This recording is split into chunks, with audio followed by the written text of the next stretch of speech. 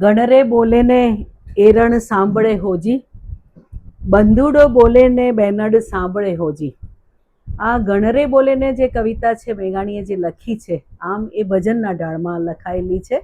અને મને લાગે છે કે ગુજરાતી ભાષામાં યુદ્ધ વિરોધી કવિતા આટલી સબળ, એટલે કે એટલી બધી અર્થથી ભરેલી છે. અને સૌથી મોટી વાત છે મેઘાણીની જે સમજણ છે કે આ યુદ્ધને કોણ રોકી શકશે, આ લુહાર ભાઈ કારીગરો એ લોકો રોકી શકશે આ યુદ્ધને. જ્યારે એ લોકો મનાઈ કરશે કે અમે આ શસ્ત્રો ઘડીશું જ નહીં, તો આ જે અપીલ છે, શાસકો નહીં રોકે આ યુદ્ધો, પણ લોકો, સાધારણ સામાન્ય જનતા, કારીગર, મજદૂર વર્ગ આ યુદ્ધને રોકી શકશે. એનો મૂળ સૂર છે. તો ગણ તો તમે બધાએ જોયું જ હશે કે લુહારનું વર્કશોપ કહો, કોડ કહો, એનું ગઢવાના સાધનોની જગ્યા કહો, ત્યાં ગણ છે અને એની બહેન એરણ છે. આ બંને વગર કામ ચાલે નહીં, લુહાર કશું ઘડી ના શકે.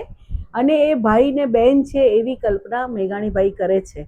અને સાધારણ કલ્પના, બંધુડો, કેટલું વાલની વાત છે. બંધુડો અને બેનડ, ભાઈ પણ નહીં, બહેન પણ નહીં, બંધુડો અને બેનડ, એ જે રીતે કલ્પના કરી છે મેઘાણીએ, એટલે આ બે ઓજારોને કેવા પ્રેમથી એમણે નવાજ્યા છે. કારણ કે સાધારણ જીવનમાં આ ગણ અને એરણની કેવી ભૂમિકા હોય એ તો જે લોકો એ સમયે ખેતીવાડી જોઈ હોય, એના જે બધા ઓજારો હોય ઘડાતા જોયા હોય, એને આ પ્રતીક પણ બરોબર સમજાય.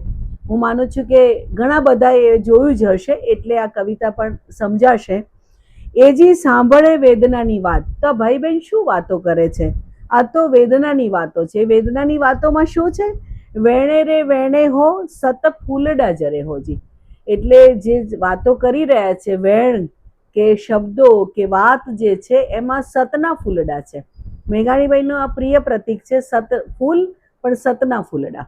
ફૂલ તો બહુ બધા હોય પણ સતના ફૂલડા છે. એમની વેદનાની વાતોમાં સત્ય છે. આખી દુનિયાના યુદ્ધનું સત્ય સમાયેલું છે, એની વાત કરે છે. બહુ દિન ઘડી રે તલવાર, ઘડી કઈ તોપું ને મનવાર. કેટલા દિવસો આ તલવારો ઘડી, તોપો ઘડી. મનવાર એટલે સબમરીન, ગુજરાતીનો શબ્દ સબમરીનનો છે મનવાર. તો આ તો બહુ દિવસો ઘડ્યા ભાઈ, તલવાર ઘડી, તોપો ઘડી, આ સબમરીનો ઘડી.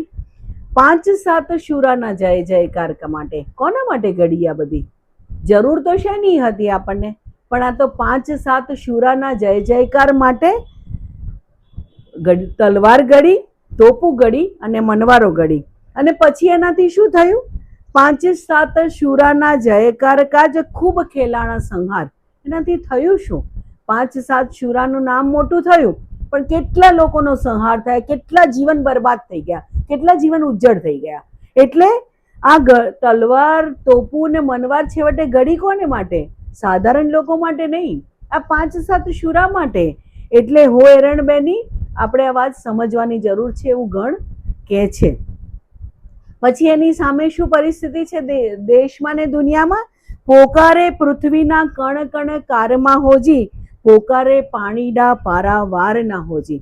તો પૃથ્વી પર શું થઈ રહ્યું છે?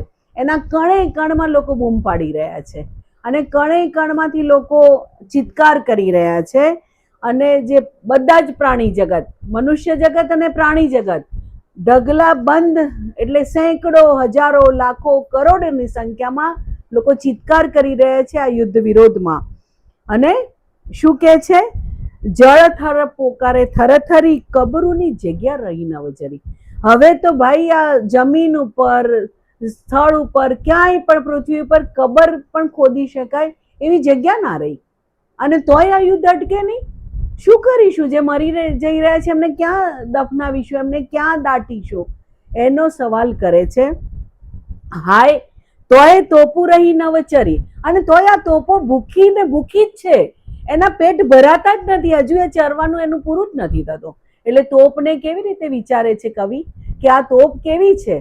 એની તો ભૂખ શમતી જ નથી. એટલે એરણબેની, આજે આ તોપ જે છે એ તો ધરાતી નથી, હજુ એ ચરવાનું એનું પૂરું નથી થતું.